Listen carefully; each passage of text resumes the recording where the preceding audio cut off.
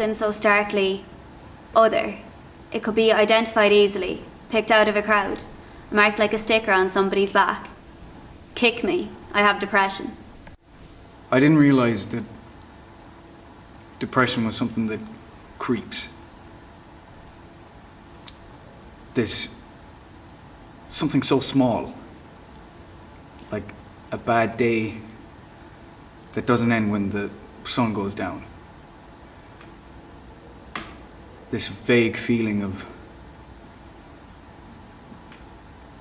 not feeling like you're enough. Believing that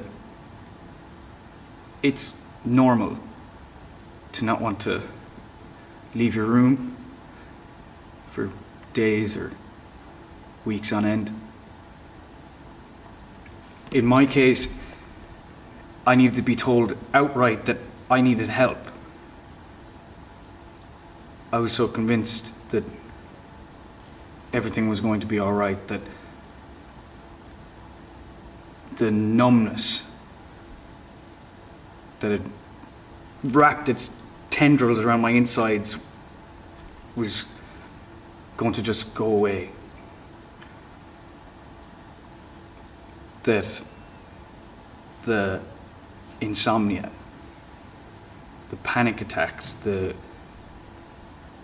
feeling of wanting to bash your head against the bathroom wall was just a phase.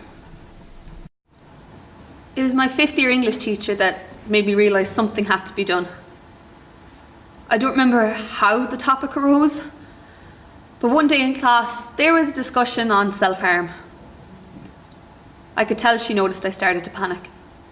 So she excused the rest of the class 5 minutes early and let me have my panic attack.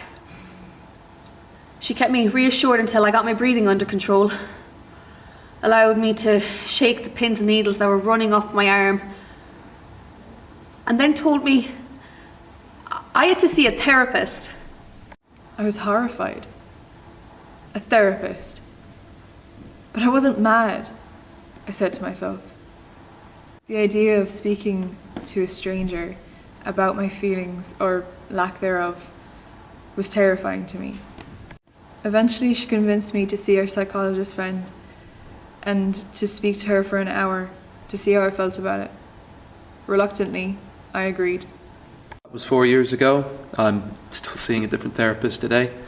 I won't pretend it hasn't been an uphill fight.